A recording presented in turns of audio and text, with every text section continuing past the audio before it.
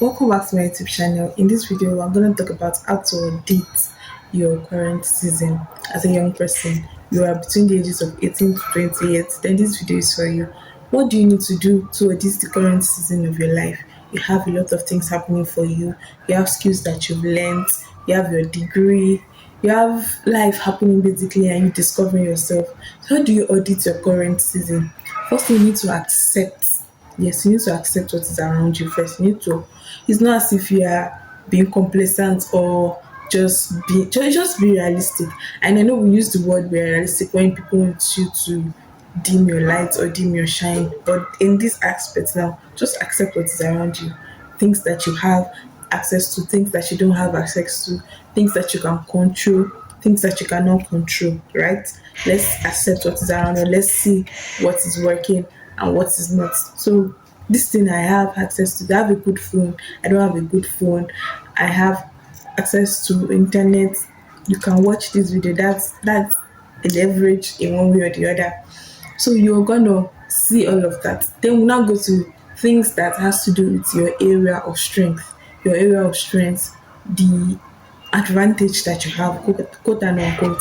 Things that for me now, I have the advantage of having 2 days in a week off. I have 2 days in a week off. Not every young person have that advantage.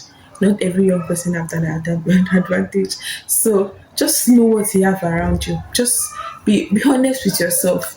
You have access to data. You can spend a particular amount of money on data. Let's know what is available, right?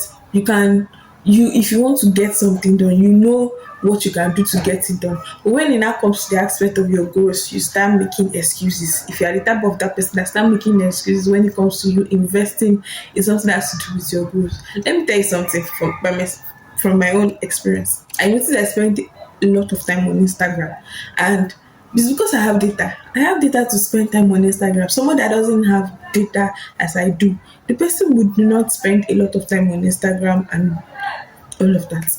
I'm not saying I don't have any reason not to take a course or not to finish a course I'm taking, because and the analytics is there. Know what is available for you. Don't lie to yourself. Know what is working, what is not working, what you can leverage. Then accept. Yes, I spend too much time on TikTok. I do this or do that. Know first. Know the state that you are in first. Then we can move from there. Because if you continue to deceive yourself that it's just normal. Everybody spend time on Instagram. Everybody first spend time on Facebook. It's not normal. In this time and age, people that will be ahead of their mate are people that lock in. I don't know how to explain more than that, because in our age, in this age, many people are distracted. Many people are distracted on the social media, internet, and all of that. But if you are the type that you get to lock in on that thing you are doing, you focus well, then you can be able to hit more milestones than everybody that is distracted. They said everywhere is saturated, but some places are still not saturated because people are still not people are still distracted. Basically, entertainment here and there, gossips here and there, things that will distract you. This kind of video is a knowledge-based video. It will not somebody advised me that knowledge-based video doesn't do well. If it's were to be entertainment, it will do well, right? Because when people are distracted, and if you want to go into entertainment, be the one entertaining people, not you the one consuming entertainment. You get, all right? So now we're going to do what you're going to move into, what you're going to be learning daily.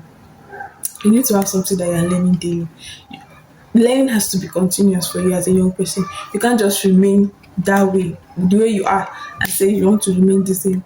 I was talking to somebody recently about skills, and he was telling me that people will not take you serious when they see that the world is changing. There is always something new to learn over like each time. So if someone like an HR personnel, for example, wants to check maybe your CV, your resume, and they see that in the last 6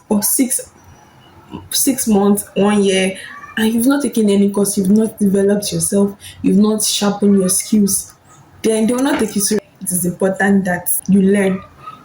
Things are changing every day. How to use certain tools is changing. So you need to also evolve, expose yourself to knowledge in the area of your expertise. So it might not just be everywhere. One of the things that distract us as young people is that we have many things we can do. Yes, we have a lot of things we can do. We are full of potential. But if you don't focus on one thing and build on that thing, it will just happen that everything will just be happening. Another thing you need to give attention is to what you are listening to. What are you listening to? Who are you listening to? One of the ways you can help yourself is look at people that the mirror of the possibilities that you want to become, things that you want to become, people that already become that thing, and take out time to listen to them. Take out time to listen to their experiences. If you don't have personal access to them, maybe you can't pay for their mentorship, you can't any free thing they have outside there, their YouTube video, their social media pages. That's what you should consume, not just random things that will not impact you. So, what are you listening to? What kind of podcast are you listening to? Is it to grow? You want to learn how to communicate, or you want to learn how to write, or you want to learn how to speak well? You need to learn and expose yourself to things like that, and it has to be daily. Another thing is to read. Yes, I know reading is not outdated, but many people reading doesn't come to them naturally.